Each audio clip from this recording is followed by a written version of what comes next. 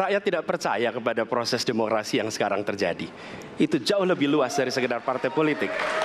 Ketika kita bicara demokrasi, minimal ada tiga. Satu, adanya kebebasan berbicara. Yang kedua, adanya oposisi yang bebas untuk mengkritik pemerintah dan menjadi penyeimbang pemerintah. Yang pertama, tidak ada demokrasi tanpa partai politik.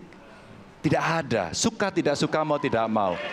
Dan fungsi partai politik itu adalah agregasi, sumber rekrutmen kader, pendidikan politik. Maka Mas Anies, soal oposisi tidak oposisi, soal kepentingan saja kok. Kapan kita bertemu, kapan kita tidak bertemu, dan kemudian kita akan bersikap pada posisi masing-masing. Saya berpendapat Mas Anies ini agak berlebihan.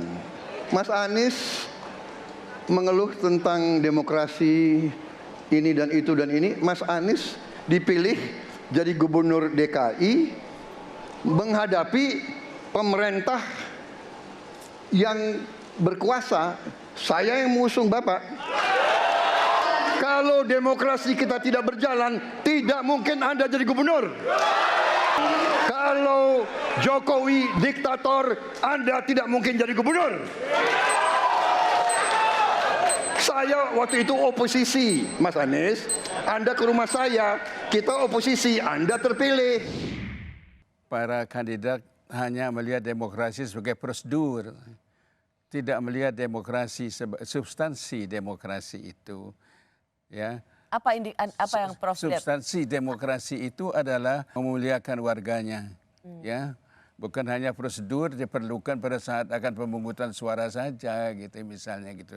Yang kedua, dan bukan hanya sekedar mengusung calon kepala daerah atau calon presiden. Ya, yang kedua, bapak-bapak itu masih bicara demokrasi terbatas pada dalam makna demokrasi politik.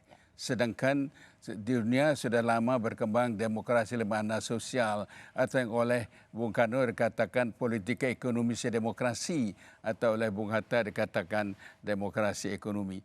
Saya kira itu harus menjadi perhatian yang sungguh-sungguh. Sudah sampai saatnya bahwa demokrasi kita dalam rangka mewujud kesejahteraan bagi rakyat banyak. Perlunya oposisi atau tidak perlunya oposisi. Pengertian oposisi itu artinya hak untuk menjamin hak untuk berbeda pendapat, hak mempunyai bandingan pendapat.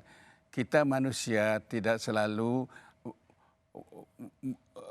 benar dalam segala hal, meskipun atas nama mayoritas gitu. Ya. Bisa saja salah mayoritas itu.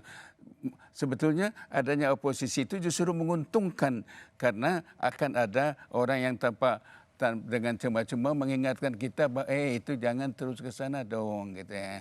Yang ketiga, saya ingin komentar saya, ada katakan tadi bahwa tidak ada demokrasi tanpa partai politik. Persoalan kita bukan soal ada atau tidaknya partai politik, tapi apakah partai politik selalu banyak? Ya, mari kita cari sistem kepartaian yang memadai untuk menunjang sistem kenegaraan kita yang sudah digadis dalam Undang-Undang 45 itu.